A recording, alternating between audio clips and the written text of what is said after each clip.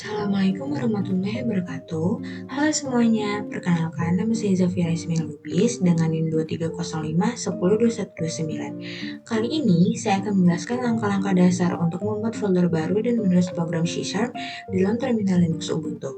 Kita akan belajar bersama mulai dari membuat folder, masuk ke folder tersebut, membuat file baru hingga menulis dan menjalankan codingannya. Langkah pertama, kita buat dulu folder baru dengan perintah mkdir nama project yang akan kita buat, yaitu nilai mahasiswa. Karena sebelumnya saya sudah membuatnya, jadi kita melanjutkan ke step selanjutnya, yaitu adalah cd nilai mahasiswa, yaitu posisi kita berpindah ke dalam folder tersebut dan semua perintah berikutnya akan dijalankan di dalamnya. Lalu kita ketik enter. Di sini sudah terdapat nama folder yang sudah saya buat. Langkah berikutnya, kita buat file baru untuk menuliskan program C#. Kita bisa menggunakan text editor bawaan Linux yaitu nano. Lalu kita ketik perintah nano program cs. Setelah menekan enter, terminal akan berubah menjadi tampilan editor nano. Di sini kita bisa langsung mengetikkan program kita. Berikut contoh program yang sudah saya buat. Sekarang, mari kita bahas satu persatu bagian dari kodenya.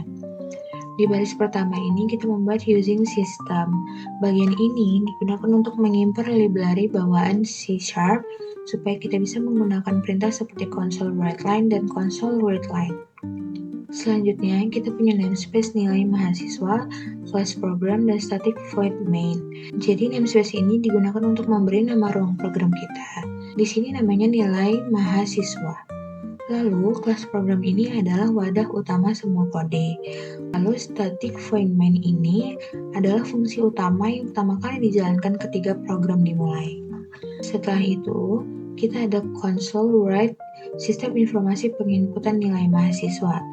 Jadi, perintah console writeline ini digunakan untuk menampilkan teks di layar terminal. Kemudian, kita meminta pengguna memasukkan beberapa data seperti NIM, nama lengkap mahasiswa, kelas, semester, mata kuliah, dan jumlah SKS.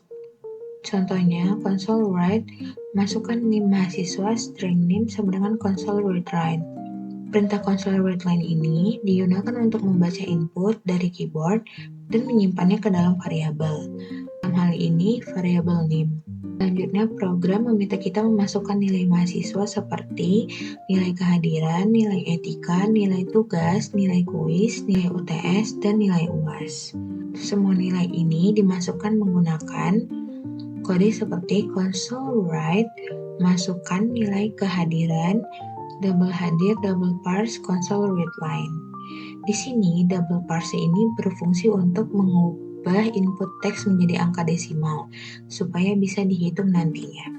Setelah semua nilai dimasukkan, kita hitung nilai akhir menggunakan rumus double nilai akhir, hadir 10, etikanya 10, tugasnya 15, kuisnya 15, UTS-nya 20, UAS-nya 30. Artinya, kehadirannya berbobot 10%, etikanya 10%, tugasnya 15%, kuisnya 15%, UTS-nya 20%, dan UAS-nya 30%.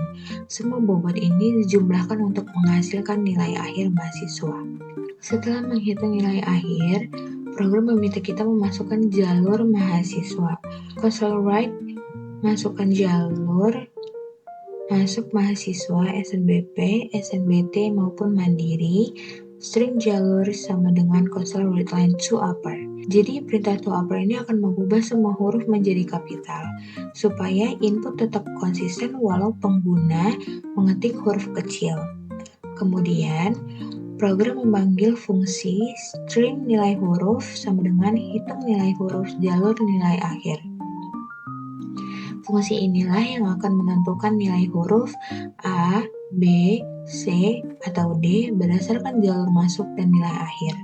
Sekarang kita masuk ke bagian program menggunakan serangkaian kondisi untuk menentukan huruf nilai akhir mahasiswa.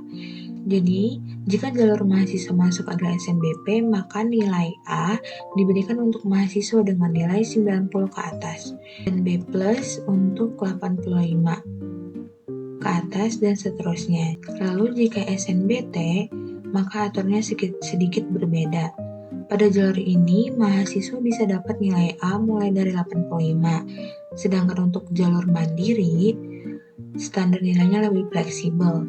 Di jalur ini, nilai 80 dianggap layak untuk mendapatkan huruf A.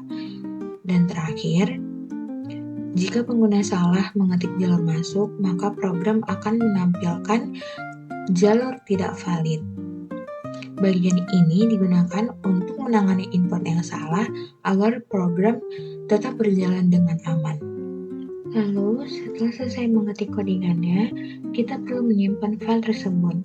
Caranya, tekan Ctrl plus O, lalu Enter untuk menyimpan, dan Ctrl X untuk keluar dari editor Nano.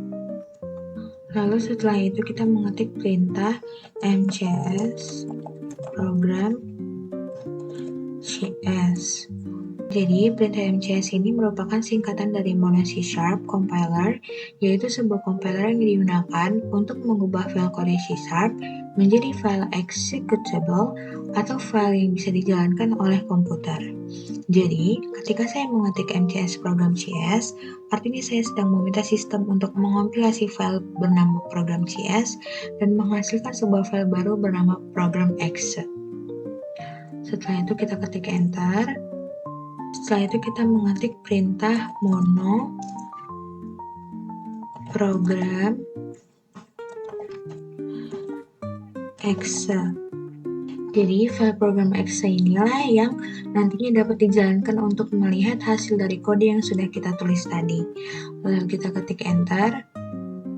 Nah, di sini kita sudah bisa menginput nilai mahasiswanya. Kita masukkan NIM mahasiswanya 23 05 10 21 29. Lalu namanya Safira. Yes. Lalu kelas mahasiswa. Lalu masukkan semester mahasiswa. Setelah itu, masukkan mata kuliahnya.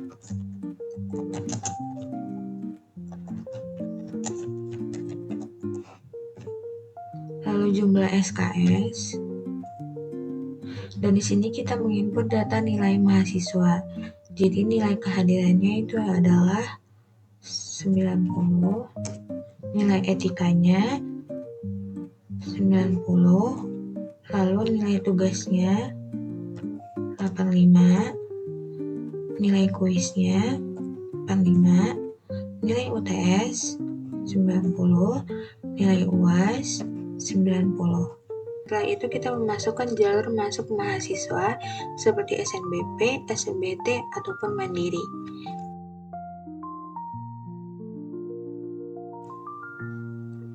Nah, inilah hasil akhir dari penginputan yang sudah kita buat tadi, yaitu NIM mahasiswa, nama mahasiswa, kelas, semester, mata kuliah, juga SKS. Dan di sini ada nilai akhirnya 88,50 dan nilai hurufnya adalah A. Baiklah, itu dia tadi program penginputan nilai mahasiswa. Terima kasih sudah menonton, semoga membantu. Sangatnya sudah Aisyah tadi. Terima kasih dan jumpa lagi.